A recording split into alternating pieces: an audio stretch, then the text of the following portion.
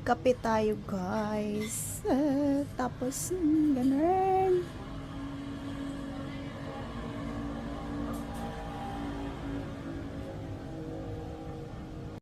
Sa anomalya.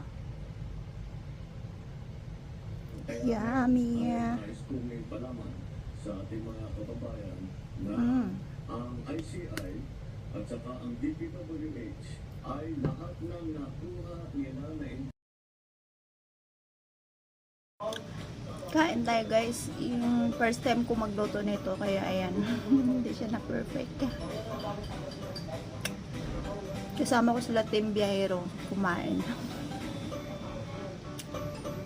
Favorite ko silang panoorin.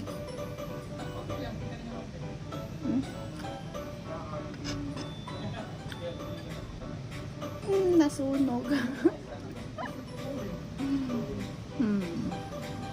Masarap.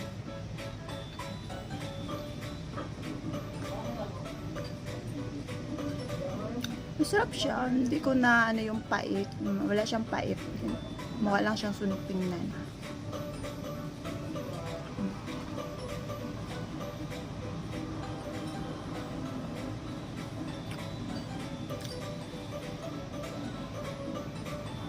Mm.